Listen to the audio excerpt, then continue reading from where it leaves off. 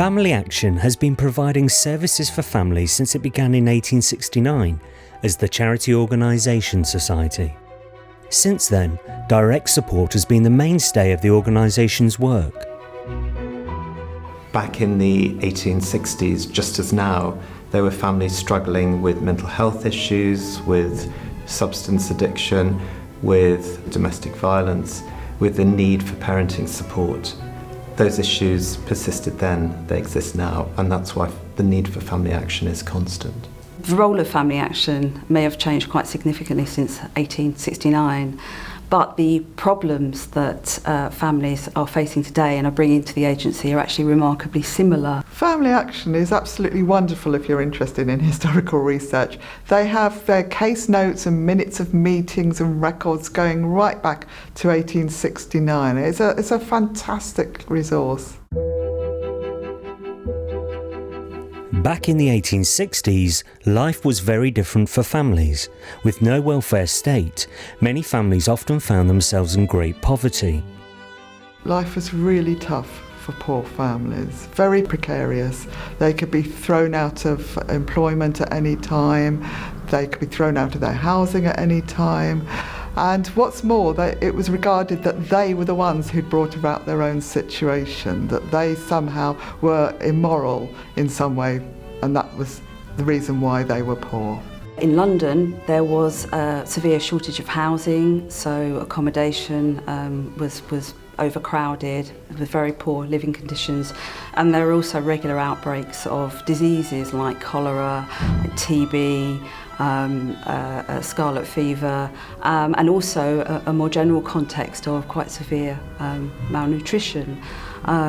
So it would have been a very precarious time for ordinary families. Wealth and poverty became polarised, and the wealthy elite saw philanthropic endeavours as a worthy and social pastime.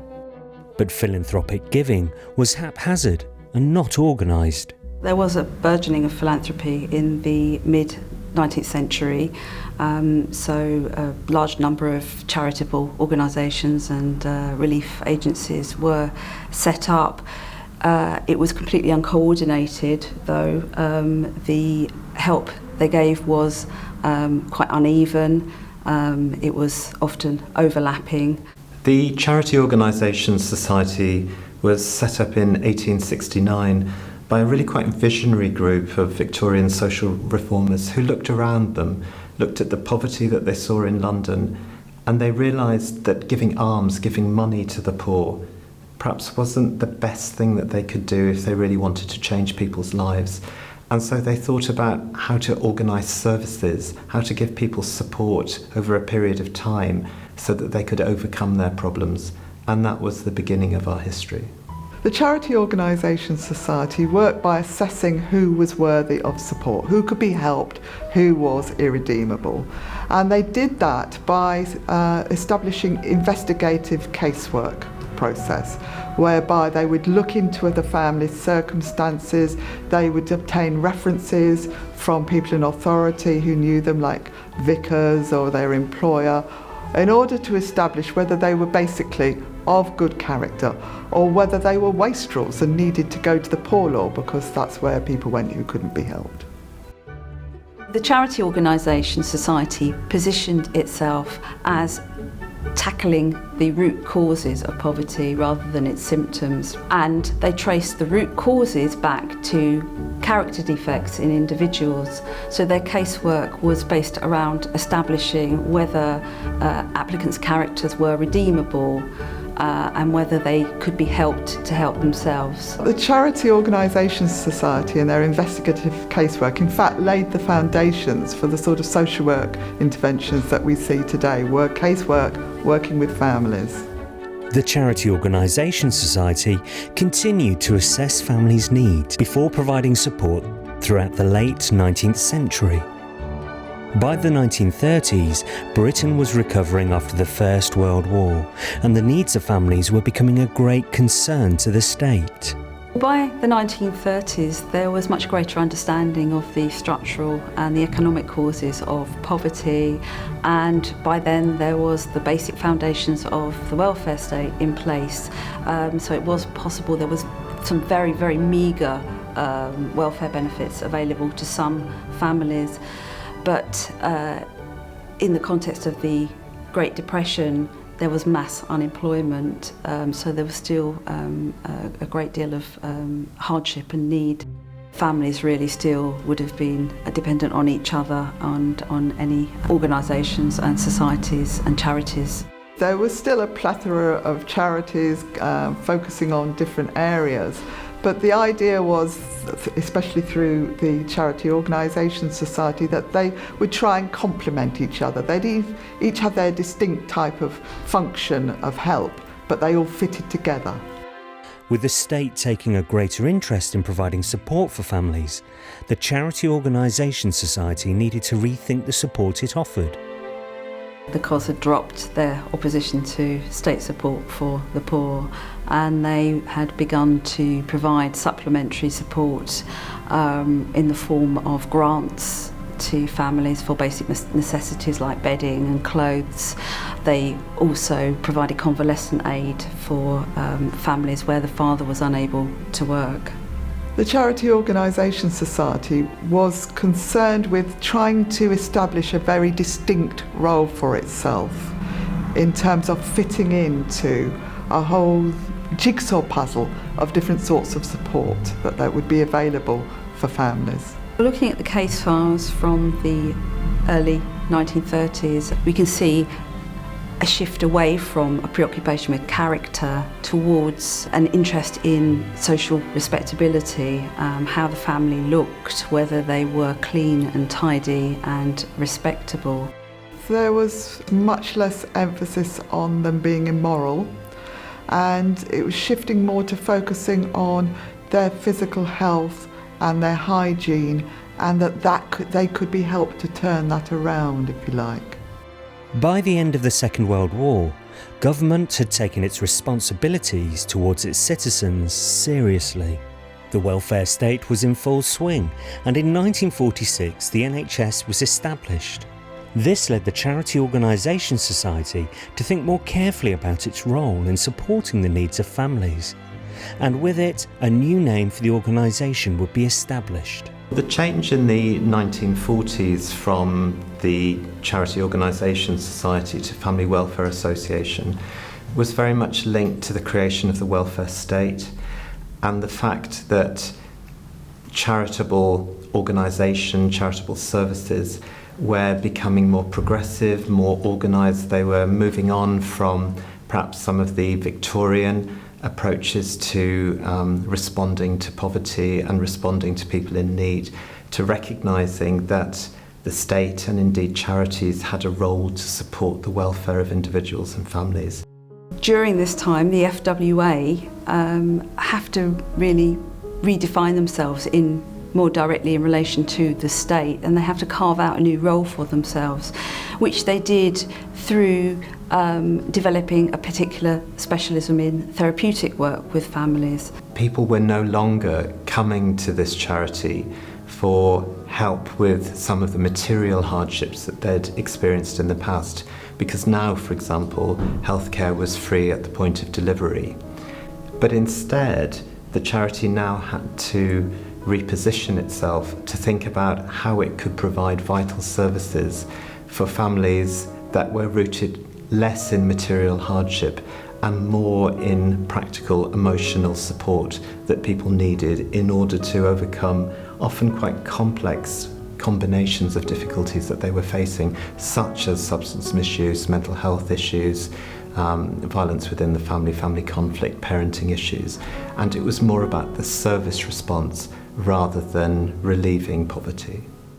They developed a particular kind of casework that was influenced by psychoanalytic perspectives. Through to the 1970s, the Family Welfare Association focused their work on intensive support and worked predominantly with mothers, supporting them and providing intervention to help with marital difficulties.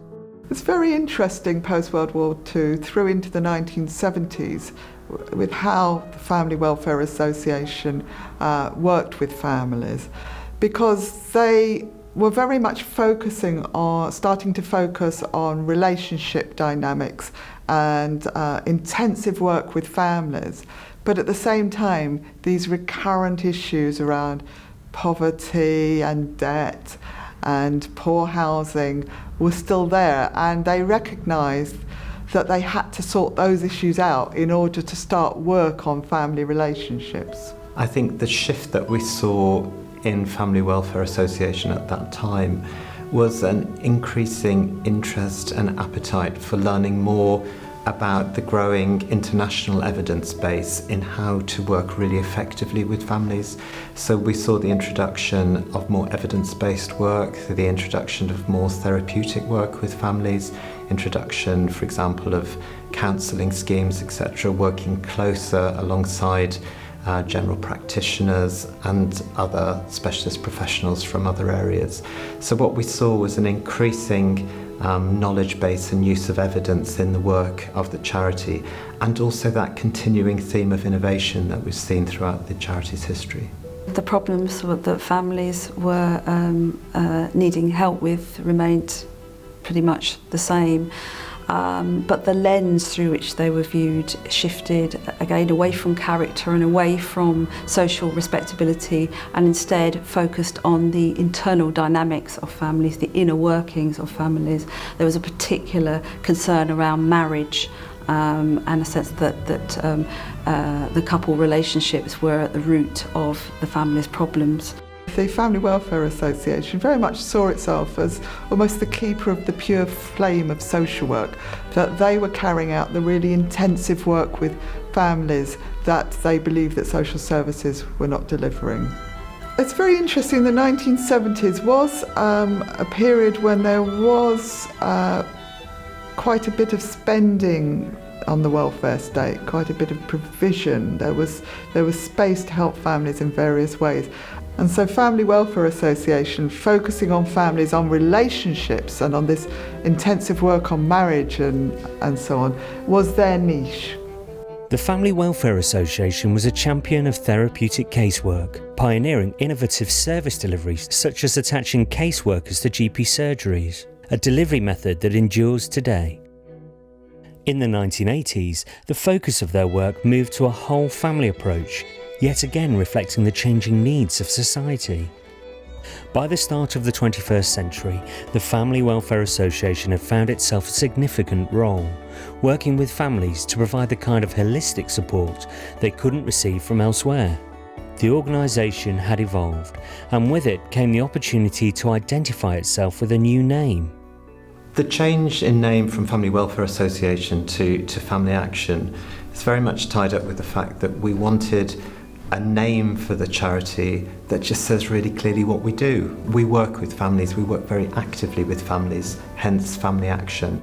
I think Family Action's work is still absolutely vital today, as it has been for 150 odd years, because the same issues are facing families about poverty, in-work poverty, unemployment, debt, physical and mental ill health, poor housing, maintaining children's school attendance. All those are still issues for family, and so they need support as much as they ever did. We're always looking for the next service that we can provide, the next way in which we can improve the services we already provide. I'm excited about some of the new initiatives that we'll be piloting in the next 12 months. A hospital-based service working with people who go to hospital with non-medical, non-emergency issues, social problems. A new service for looked after children, for adolescents in care that I'm really excited about. I think the future's bright.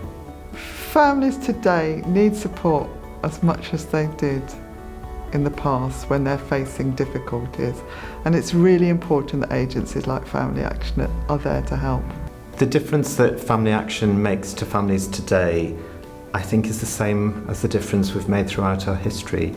We give families solutions. We provide practical, emotional, sometimes financial help to help families overcome their problems and look forward to the future and not be defined by their past.